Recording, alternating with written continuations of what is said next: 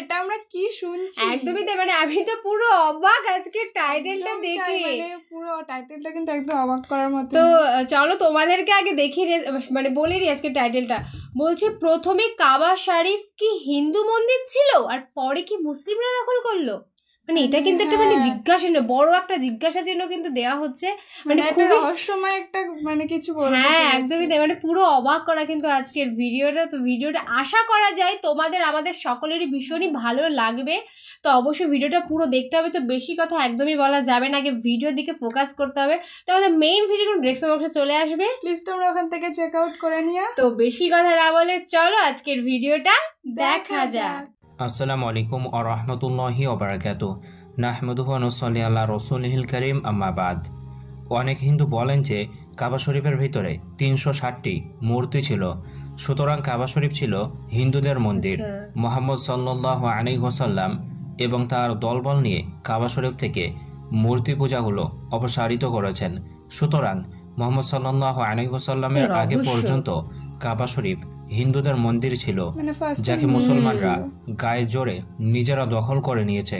হ্যাঁ, আপনি ঠিকই শুনেছেন। অনেক হিন্দুই বলে থাকেন যে কাবা শরীফ ছিল হিন্দুদের মন্দির এবং কাবায় ছিল 360টি দেবদেবীর মূর্তি, যা মুহাম্মদ সাল্লাল্লাহু আলাইহি ওয়াসাল্লাম এবং তার সাথী সঙ্গীগণ কাবা থেকে অপসারিত করে কাবা শরীফকে দখল করে নেয়। তাই হিন্দুদের অভিযোগ আমাদের কাবা মন্দির আমাদেরকে দিতে হবে। আসলে কি সত্যিই কাবা শরীফ হিন্দুদের মন্দির ছিল? মুসলমানরা কি তা দখল করে নিয়েছে? এসব নিয়ে আলোচনা করব, তাই দেখতে থাকুন।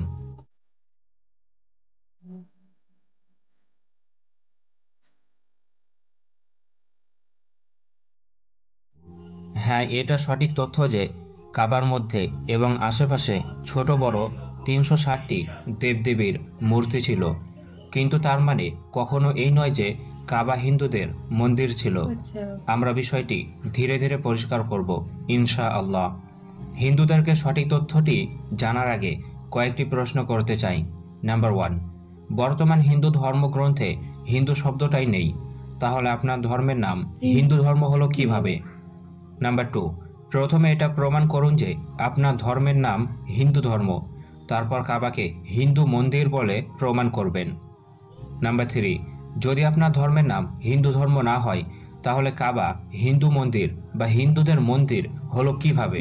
হ্যাঁ, অনেকে শুধুমাত্র এই যুক্তিতে কাবাকে হিন্দুদের মন্দির বলে, সেটা হচ্ছে যে যেহেতু হিন্দুরা মূর্তি পূজা করে আর কাবায় মূর্তি ছিল, তাই কাবা হিন্দুদের মন্দির।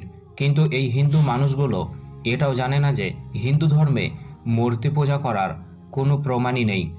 হিন্দু ধর্মে মূর্তি পূজা করাই নিষিদ্ধ, তাহলে কাবায় মূর্তি থাকলে তা হিন্দুদের মন্দির হয় কিভাবে?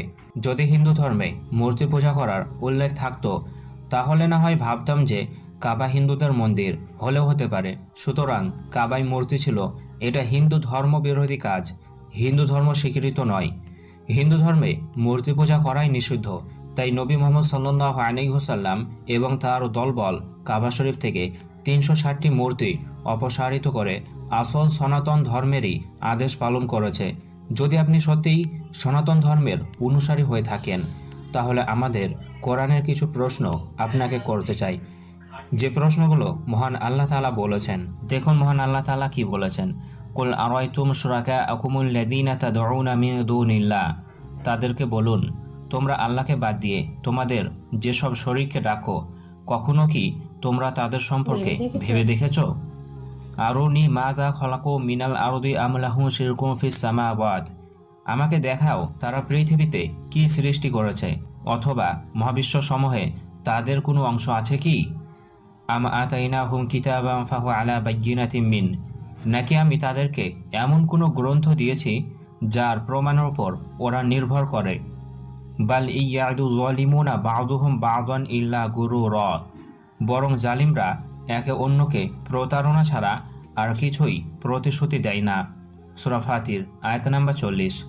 আরও বলা হয়েছে এভাবে, মহান আল্লাহ তাআলা বলেছেন কুল আরাইতুম মা তাদউনা মিন দুনিল্লাহি আরুনি মাযা খলাকু মিনাল আরদি আম লাহুম শিরকুম ফিস সামাওয়াত ইতুনি বিকিতাবিম মিন ক্বাবলি হাযা আও আসারাতিন মিন ইলমিন ইন কুনতুম সাদিকিন, বলে দিন তোমরা আল্লাহকে বাদ দিয়ে যাদেরকে ডেকে থাকো, কখনো কি তাদের ব্যাপারে ভেবে দেখেছো? অনেক আমাকে একটু প্রশ্ন দেখাও আছে তো কিন্তু। পৃথিবীতে তারা কি সৃষ্টি করেছে, কিংবা মহাবিশ্ব সমূহের সৃষ্টি এবং ব্যবস্থাপনায় তাদের কি অংশ আছে? এর পূর্ববর্তী কোনো কিতাবে অথবা বিশেষ কোনো জ্ঞান থাকলে তা তোমরা আমার নিকট উপস্থিত করো, যদি তোমরা সত্যবাদী হও। সূরা আল আহকাফ আয়াত নম্বর 4। কোরআনের দাবি হলো আল্লাহ তাআলার নাজিল করা কোনো আসমানি গ্রন্থে তিনি মূর্তি পূজার আদেশ দেননি, বরং এ বিষয়ে কোরআনে বলা হয়েছে এভাবে, ওমা আরসালনা মিন ক্বাবলিকা মির রাসূলিন ইল্লা নুহি ইলাইহি আন্নাহু লা ইলাহা ইল্লা আনা ফা'বুদুন। আর আপনার পূর্বে আমি যে রসূলই প্রেরণ করেছি তার কাছে এ ওহী পাঠিয়েছি যে আমি ব্যতীত অন্য কোনো সত্য ইলা নেই, সুতরাং তোমরা আমারই ইবাদত করো। সূরা আল আম্বিয়া আয়াত নম্বর 25। এখন কোরআনের এই আয়াতগুলো থেকে কিছু প্রশ্ন উঠে এসেছে, তা হলো মূর্তি পূজাগুলোকে নিয়ে একটু ভাবতে বলা হয়েছে, তারা কি সৃষ্টি করেছে তা দেখতে বলা হয়েছে, এবং মহাবিশ্বের কোনো সৃষ্টিতে তাদের কি কোনো অংশ আছে কিনা তাও হিসাব করে দেখতে বলা হয়েছে। আর আল্লাহ যে রসুল ও নবী পাঠিয়েছেন তাদের সবাইকেই একটাই আদেশ দিয়েছিলেন, তা হচ্ছে একমাত্র আল্লাহ তাআলার ইবাদত করো। চলুন এবার আমরা কোরআনের এই দাবিগুলোকে হিন্দু ধর্মগ্রন্থ দিয়ে যাচাই করি, দেখি তাদের ধর্মগ্রন্থে কি বলা হয়েছে। নাম্বার 1, ঈশ্বর এক ও অদ্বিতীয়। ছন্দোগী উপনিষদ 6 নম্বর অধ্যায়ের 2 নম্বর অনুচ্ছেদের 1 নম্বর পরিচ্ছেদ। তাহলে কেন সনাতন ধর্মের মানুষরা বহু ঈশ্বরে বিশ্বাস করে? উত্তর দিবেন। নাম্বার 2, ঈশ্বরের কোনো প্রতিমূর্তি হয় না। যজুর্বেদ 32 নম্বর অধ্যায়ের 3 নম্বর অনুচ্ছেদ ও শ্বেতাশ্বতর উপনিষদ 4 নম্বর অধ্যায়ের 19 নম্বর অনুচ্ছেদ। তাহলে কেন সনাতন ধর্মের মানুষরা মূর্তি পূজা করে? নাম্বার 3, ঈশ্বরকে চোখে দেখা যায় না। শ্বেতাশ্বতর উপনিষদ 4 নম্বর অধ্যায়ের 20 নম্বর অনুচ্ছেদ। তাহলে কিসের ভিত্তিতে সনাতন ধর্মের মানুষরা ঈশ্বরের মূর্তি তৈরি করে পূজা করে? নাম্বার 4, যাদের বিচার বুদ্ধি তথা বিবেক নষ্ট করে দিয়েছে পৃথিবীর লোভ লালসা, তারা অপদেবতাদের উপাসনা করে। গীতা 7 নম্বর অধ্যায়ের 20 নম্বর অনুচ্ছেদ। নাম্বার 5, যারা প্রাকৃতিক বস্তুসমূহের পূজা করে তারা গভীর অন্ধকারে প্রবেশ করে। যজুর্বেদ 40 নম্বর অধ্যায়ের 8 নম্বর অনুচ্ছেদ। প্রাকৃতিক বলতে যেমন চাঁদ, সূর্য, তারা কিংবা নদী, পাহাড়, গাছপালা ইত্যাদি। নাম্বার 6, তারা আরও গভীর অন্ধকারে প্রবেশ করে যারা অপ্রাকৃতিক বা কৃত্রিম তথা মানুষের তৈরি বস্তুসমূহের পূজা করে। যজুর্বেদ 40 নম্বর অধ্যায়ের 9 নম্বর অনুচ্ছেদ। অর্থাৎ মানুষ নিজে তৈরি করেছে এমন জিনিসের পূজা যারা করে তাদেরকে গভীর অন্ধকারে প্রবেশ করার সাথে তুলনা করা হয়েছে। এবার উত্তর দেন, এই সনাতন বা হিন্দু ধর্মগ্রন্থের কথাগুলো কি কোরআনের সত্যতা প্রমাণ করে না? অবশ্যই।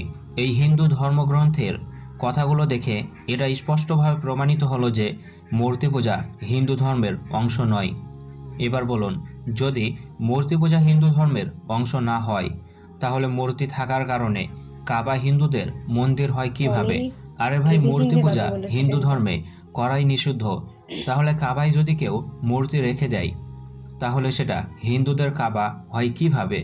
ভালোভাবে বুঝবেন, কাবা শরীফে মূর্তি ছিল তাই কাবা হিন্দুদের মন্দির। এটা বলার আগে হিন্দু ধর্মে মূর্তি পূজা করা যাবে তার প্রমাণ দিতে হবে। দেন তাহলে এখন পর্যন্ত আমাদের মূল প্রশ্নের উত্তর শেষ, কিন্তু তবু আমরা কাবার ইতিহাস ও কাবাতে মূর্তি কিভাবে এলো সেটা নিয়ে আলোচনা করব। পবিত্র কাবা সম্পর্কে কোরআনে অনেক কিছুই আল্লাহ তাআলা বলেছেন। যেমন আল্লাহ তাআলা বলেছেন, ওয়াইদ ইয়ারফা ইব্রাহিমুল কওয়াইদা মিনাল বাইতি ওয়া ইসমাঈল রব্বানা তাকাব্বাল মিন্না ইন্নাকা আনতাস সামিউল আলিম। আর স্মরণ করো যখন ইব্রাহিম ও ইসমাঈল আলাইহিস সালাতু ওয়াস সালাম কাবার ভিতগুলো উঠাচ্ছিল এবং বলছিল, হে আমাদের রব, আমাদের পক্ষ থেকে কবুল করুন, নিশ্চয় আপনি সর্বশ্রোতা সর্বজ্ঞানী। সূরা আল বাকারা আয়াত নম্বর 127। তাই বর্তমান কাবাটি ইব্রাহিম ও ইসমাঈল আলাইহিমুসসালাম তৈরি করেছেন। তারপর ইব্রাহিম আলাইহিসসালাম মৃত্যুবরণ করেন, রেখে যায় 2 পুত্র। তারা হলেন ইসমাঈল ও ইসহাক আলাইহিমুসসালাম। ইসমাঈল আলাইহিসসালাম মক্কায় বসবাস শুরু করেন। বাইবেলে এই তথ্য বুক অব জেনেসিসে রয়েছে এভাবে, যখন ইসমাঈল আলাইহিসসালাম ও তার মাতাকে মক্কার মরুভূমিতে রেখে যায়, তারপরের ঘটনা বাইবেলে বলা হয়েছে, তুমি উঠে বালকটিকে অর্থাৎ ইসমাঈল আলাইহিসসালামকে তুলে তোমার হাতে ধরো, কারণ আমি ঈশ্বর তাকে এক মহাজাতি অর্থাৎ উম্মতে মুহাম্মদী সাল্লাল্লাহু আলাইহি ওয়াসাল্লাম করব। Book of Genesis chapter number 21 versus 18। তখন ঈশ্বর হাজেরার চোখ খুলে দিলেন, তাতে সে এক সজল কূপ অর্থাৎ জমজম কূপ দেখতে পেল, আর সেখানে গিয়ে কূপাতে জল ভরে বালকটিকে পান করালেন। Book of Genesis chapter 21 versus 19। পরে ঈশ্বর বালকটির সঙ্গে থাকলেন, আর সে বড় হয়ে উঠল এবং প্রান্তরে অর্থাৎ মক্কাতে থেকে যোগ্য হয়ে উঠল। Book of Genesis chapter number 21 versus number 20। Say Parana অর্থাৎ মক্কার মরুভূমিতে বসতি স্থাপন করলো। Book of Genesis chapter number 21 versus number 21। তো সম্মানিত ভাই সকল, বাইবেলের এই কথা অনুযায়ী ইসমাইল আলাইহিস সালাতু ওয়াস সালাম মক্কায় বসতি স্থাপন করেছিলেন ও ইসহাক আলাইহিস সালাতু ওয়াস সালাম অন্য স্থানে বসতি স্থাপন করেছিলেন। আবার ইসহাক আলাইহিস সালাতু ওয়াস সালামের বংশে নবী মুহাম্মদ সাল্লাল্লাহু আলাইহি ওয়াসাল্লামের আগে পর্যন্ত হাজার হাজার নবী রসুল এসেছেন, কিন্তু ইসমাইল আলাইহিস সালাতু ওয়াস সালামের বংশে কোনো নবী রসুল আসেননি। এজন্যই আস্তে আস্তে মক্কাবাসী মূর্তি পূজায় নিমজ্জিত হয়ে যায় এবং ধীরে ধীরে তারা পবিত্র কাবা ঘরে 360টি মূর্তি স্থাপন করে। যদিও আল্লাহ তাআলা আদেশ দিয়েছিলেন এভাবে, ওয়াজআলাল বাইতা মাসাবাতাল লিন্নাসি ওয়া আমনা ওয়াত্তাখিযু মিন মাকামি ইব্রাহিম মুসাল্লা ওয়া'আইদনা ইলা ইব্রাহিম ওয়া ইসমাঈলা আন তাহিরা বাইতিয়া লিতাইফিনা ওয়াল আকিফিনা ওয়া রুকআই সুজুদ। স্মরণ করুন তখনকার কথা যখন আমি এই ঘরকে অর্থাৎ কাবাকে লোকদের জন্য মিলন কেন্দ্র ও নিরাপত্তা স্থল গণ্য করেছিলাম এবং ইব্রাহিম আলাইহিস সালাতু ওয়াস সালাম যেখানে ইবাদত করার জন্য দাঁড়ায় সেই স্থানটিকে স্থায়ীভাবে নামাজের স্থানে পরিণত করার হুকুম দিয়েছিলাম। আর ইব্রাহিম ও ইসমাইলকে আদেশ দিয়েছিলাম আমার ঘরকে তাওয়াফকারী, এতেকাফকারী ও রুকু এবং সেজদাকারীদের জন্য পাক পবিত্র রাখো। 2 নম্বর সূরার 125 নম্বর আয়াত। আর এখানে পাক পবিত্র রাখো বলতে মূর্তি থেকে পবিত্র রাখার কথা বলা হয়েছে। আর ইব্রাহিম ও ইসমাইল আলাইহিমুস সালাতু ওয়াস সালাম থাকাকালীন কাবা শরীফ মূর্তি পূজা থেকে পবিত্র ছিল। পরবর্তীতে সেখানে মূর্তি পূজার প্রচলন শুরু হয় এবং নবী সাল্লাল্লাহু আলাইহি ওয়াসাল্লাম এসে মূর্তিগুলো সরিয়ে দেয়। তাই হিন্দুদের বলবো, কাবা শরীফে মূর্তি ছিল বলে তা যদি আপনাদের হয় তাহলে আগে আপনাদের ধর্মের প্রধান গ্রন্থে মূর্তি পূজার প্রমাণ দেখাতে হবে। এখন প্রশ্ন হতে পারে, হিন্দু ধর্মে যদি মূর্তি পূজার কথা নাই থাকে তাহলে কেন হিন্দু ধর্মের মানুষ মূর্তি পূজা করে? এর উত্তর হচ্ছে ধর্মগ্রন্থ সম্পর্কে জ্ঞান না থাকার কারণে। এটা শুধুমাত্র হিন্দু ধর্মেই নেই, মুসলিম ধর্মেও আছে। এই যেমন কোরআন হাদিসে কোথাও পীর, মুরিদ, কবর সেজদা ইত্যাদি শিরক বেদাত কাজ নেই, তবুও কেন করে? তাদের যদি বলা হয় এইগুলো কোরআন হাদিসে নেই, কেন করেন? তাহলে তারা উত্তর দিবে, আমাদের আলেমগুলো কি কোরআন হাদিস বুঝে না? ঠিক তেমনি বাইবেলের কোথাও যিশু নিজেকে ঈশ্বরের পুত্র বলেননি, তবুও বাইবেলের অনুসারীরা যিশুকে ঈশ্বরের পুত্র বানিয়ে দিয়েছে। ঠিক একইভাবে বেদ মূর্তি পূজা না করার কথা বলেছে, কিন্তু তবুও করে যাচ্ছে।